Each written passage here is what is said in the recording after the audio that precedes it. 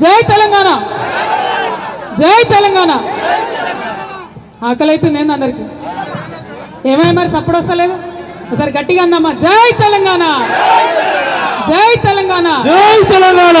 వేదిక మీద ఉన్నటువంటి గౌరవనీయులు మాజీ శాసనసభ్యులు సిపిఎం పార్టీ జూలకంటి రంగారెడ్డి గారికి, వేదిక మీద ఉన్నటువంటి గౌరవనీయులు పెద్దన్న గుజ్జా కృష్ణ గారికి, అదేవిధంగా వేదిక మీద ఉన్నటువంటి గౌరవనీయులు సోదరులు బీసీ సంక్షేమ సంఘం రాష్ట్ర అధ్యక్షులు జాజుల శ్రీనివాస్ గౌడ్ గారికి, వేదిక మీద ఉన్నటువంటి నిరుద్యోగుల తరఫున నిరంతరం తన వాయిస్ వినిపిస్తూ మరి లక్షలాది మంది నిరుద్యోగులకు రిప్రజెంటేటివ్గా ఇవాళ ఉన్నటువంటి గౌరవనీయులు అశోక్ సార్ గారికి, అట్లానే వేదిక మీద నేను వచ్చే కన్నా ముందు కూడా అనేక మంది పెద్దలు మాట్లాడి వెళ్ళినారు, వారందరికీ, అదేవిధంగా ఆంధ్రప్రదేశ్ రాష్ట్రం నుంచి అవుట్సోర్సింగ్ ఉద్యోగులు సంఘం మొత్తం కూడా బానోజీరావు గారు వచ్చినారు, కరెక్టే, అధ్యక్షులు జేఏసీ అధ్యక్షులు వచ్చినారు, వారి మొత్తం బృందం అందరూ కూడా ఆంధ్రప్రదేశ్ నుంచి మరి ఇక్కడ మా అవుట్సోర్సింగ్ ఉద్యోగులందరికీ ధైర్యం నింపడానికి వచ్చినందుకు ప్రత్యేకంగా వారిని అభినందిస్తూ ఉన్నాము.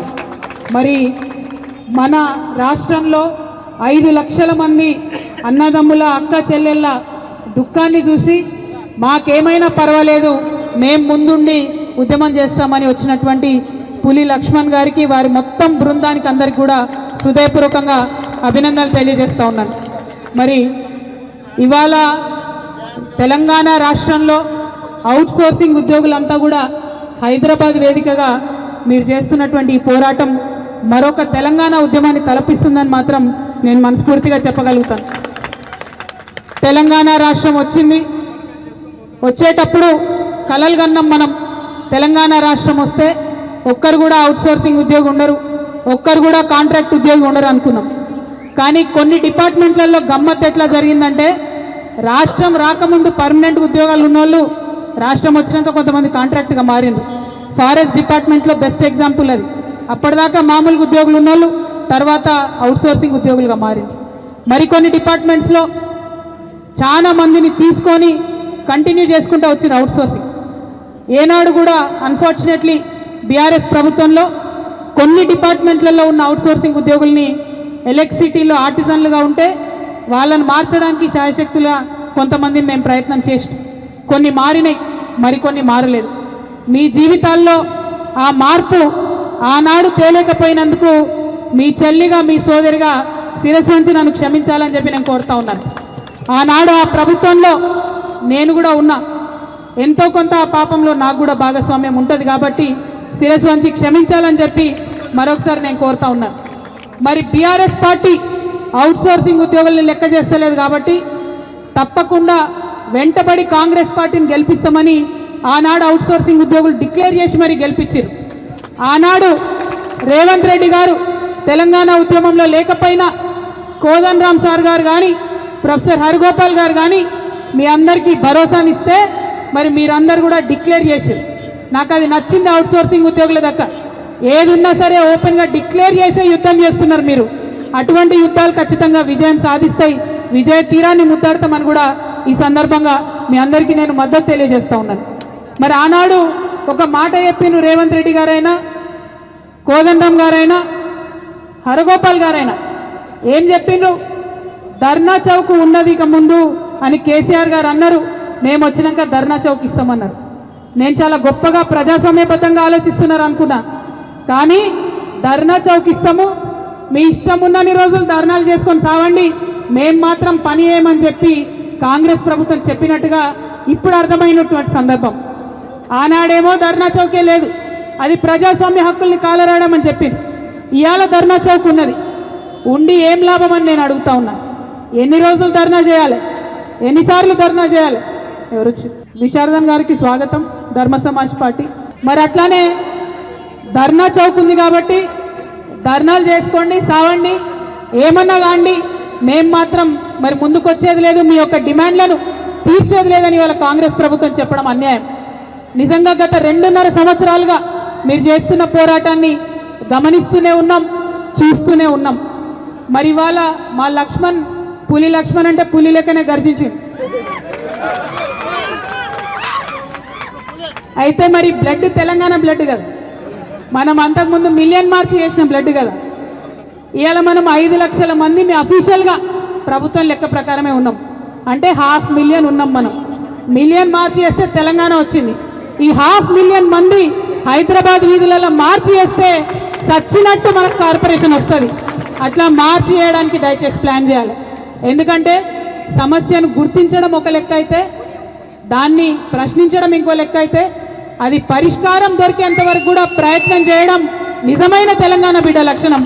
దానికోసం మనం వెంటబడదాం. ఖచ్చితంగా మీ వెంట తెలంగాణ జాగృతి నడుస్తుంది.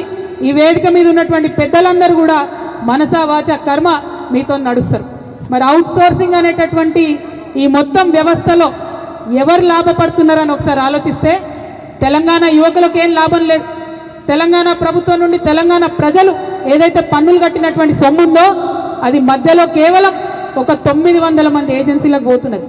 ఎంత ఘోరం అంటే 18% జిఎస్టీ పోతున్నది. అయితే కేంద్ర ప్రభుత్వం ఇటువంటి ఏజెన్సీలకు జిఎస్టీని 18 నుండి 5% తగ్గించింది. తగ్గించినా ఇప్పటి వరకు అది ఇంప్లిమెంటేషన్ అయితే లేదు. ఎందుకోసం అయితే లేదు? లాపర్వా, రాజుల సొమ్ము రాళ్ల పాలు, అంతేగాని ప్రజల పాలు కావద్దు, ఉద్యోగుల పాలు కావద్దు. కాబట్టి ఆ లాపర్వాతోని కనీసం దాన్ని 5% కూడా తగ్గిస్తలేదు. అదేవిధంగా ఏజెన్సీ కమిషన్ పోతుంది. అవి కలిపి మనకిచ్చినా కూడా మన ఉద్యోగులకు లాభం అవుతుంది. ఈ సందర్భంగా నేను అభినందిస్తా ఉన్నా లక్ష్మణ్ గారు మొత్తం వాళ్ళ టీంని. పదే వాళ్ళు ఒక మాట చెప్తున్నారు, ఒక్క రూపాయి కూడా ప్రభుత్వం మీద బర్డెన్ పడదు, ఒక్క రూపాయి కూడా మీ మీద బరువు పడదు. మరి ఒక్క రూపాయి బరువు పడకుంటే ఎందుకోసం పనిచేస్తలేదు ప్రభుత్వం? ఆలోచన చేయాలి దయచేసి.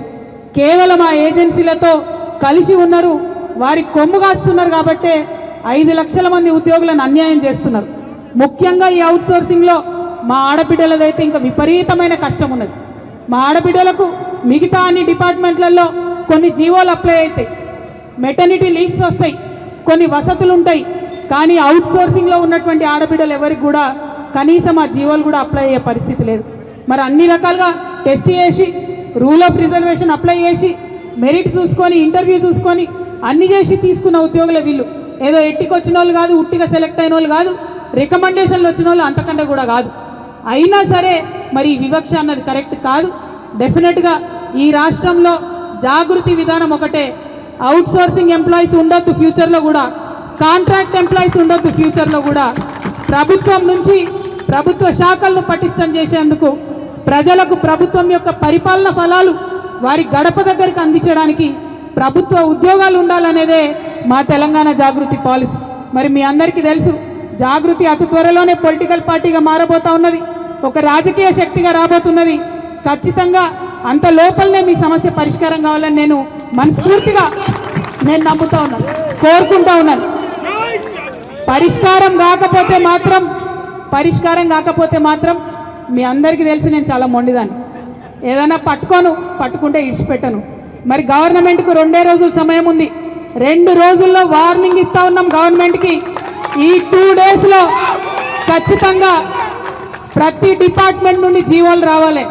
ప్రతి డిపార్ట్మెంట్లో మా ఉద్యోగాలు పోతాయని ఇలా భయపడుతున్నటువంటి అవుట్ సోర్సింగ్ ఉద్యోగులకు భద్రత రావాలి. ఫస్ట్ చాయిస్ ఇమీడియట్గా కార్పొరేషన్ అనౌన్స్ చేయండి, అప్పుడు జీవోలు అవసరం ఉండదు. పోనీ కొంత సమయం కావాలంటారా? ఇప్పుడే 2 రోజుల కార్పొరేషన్ చేయలేనంటారా? అన్ని డిపార్ట్మెంట్ల నుండి జీవోలు ఇవ్వండి. 1 నెల తీసుకుంటారా, 15 రోజులు తీసుకుంటారా, తీసుకొని కార్పొరేషన్ ఏర్పాటు చేయండి. డైరెక్ట్గా శాలరీ కార్పొరేషన్ నుంచి రావాలి. దళారులు ఉండకూడదు, మధ్యలో ఏజెన్సీలు ఉండకూడదు, వాళ్ళ కమిషన్ ఉండకూడదు. ఇది మా విధానం. ఇది ఈరోజు మీ ముందు నేను కమిట్మెంట్ ఇస్తున్నా. రేపు మేము పొలిటికల్ పార్టీగా మారుతాం, ఫ్యూచర్లో అధికారంలోకి వస్తాం. వచ్చిన తర్వాత కూడా తెలంగాణ రాష్ట్రంలో పర్మనెంట్గా ఇదే విధానం ఉంటుంది. గవర్నమెంట్ ఎంప్లాయీస్ ఉంటారు, అవుట్ సోర్సింగ్ ఎంప్లాయీస్ ఉండరు, కాంట్రాక్ట్ ఎంప్లాయీస్ ఉండరు. మీకు గుర్తుండొచ్చు, తెలుగుదేశం పార్టీ పెట్టిన పద్ధతి ఇది, కాంట్రాక్ట్ ఎంప్లాయీస్. అప్పుడు మనం జోకులు వేసుకునే తెలంగాణ వాళ్ళం. మరి ఎంప్లాయీస్ కాంట్రాక్ట్ ఉన్నారట, డ్రైవర్లు కాంట్రాక్ట్ ఉన్నారట, ఇక మరి మంత్రులు, ముఖ్యమంత్రులు కూడా కాంట్రాక్ట్ ఉంటే బాగుంటుంది అని అప్పుడు అనుకునేటోళ్ళం. కానీ అది జోకుల కాడికే అయిపోయింది. కానీ మన జీవితాల్లో మార్పు రాలేదు. మార్పు రావాలంటే దయచేసి పిడికిలు ఎత్తుతాం. మీతో పాటు నడవడానికి ఈ వేదిక మీద ఉన్న పెద్దలందరూ కూడా సిద్ధంగా ఉన్నారు. నిన్నగాక మొన్న నేను విశారదనన్న ఖమ్మంలో చూపించిన శాంపుల్ ఉద్యమం అంటే ఎట్లుంటుందో, ప్రయత్నం అంటే ఎట్లుంటుందో, పట్టిన పట్టు విడవకుండా ముందడుగేస్తే ఎట్లుంటుందో విశారదనన్న నేను పోయి కూర్చున్నాం, అన్నం తినేది లేదు, మెతుకు ముట్టేది లేదు, ఆ పేదవాళ్ళ ఇంట్లో అక్కడ ఇచ్చేవారు కానీ కూర్చున్నాం. నేనే మొండిదాన్ని అంటే నాకన్నా మొండోడు ఉన్నాడు ఈయన. గట్టిగా కూర్చున్నాం ఇద్దరం, దెబ్బకు దిగొచ్చి ప్రభుత్వం అందరికి ఇండ్లు ఇచ్చింది. ఒక 2 రోజులు టైం ఇస్తాం గవర్నమెంట్కి, మన కార్పొరేషన్ రాలేదనుకోండి ఏం చేయాలో అది చేద్దాం, ఎంతవరకైనా మీతో నడుస్తామని చెప్పి మీ అందరికీ తెలియజేస్తున్నాను. మరి అనేక మాటలు ఇచ్చినటువంటి ఈ ప్రభుత్వం అవుట్ సోర్సింగ్ ఉద్యోగులకు ఇచ్చిన మాటల్ని నిలబెట్టుకోవాలి. వారికి కోదండం గారు బయటకు వచ్చి మాట్లాడాలి, హరగోపాల్ గారు బయటకు వచ్చి మాట్లాడాలి. ఈ మేధావుల మౌనం 5 లక్షల మంది ఉద్యోగులకు ఇవాళ తీరని నష్టం కలుగుతుంది. కాబట్టి ఖచ్చితంగా వారు జవాబుదారీగా ఉండాలని కోరుకుంటూ మరి మీ అందరి దగ్గర కూడా సెలవు తీసుకుంటున్నాను. Thank you. జై తెలంగాణ, జై తెలంగాణ, ఉద్యోగుల ఐక్యత, ఉద్యోగుల ఐక్యత, ఉద్యోగుల ఐక్యత, జై తెలంగాణ.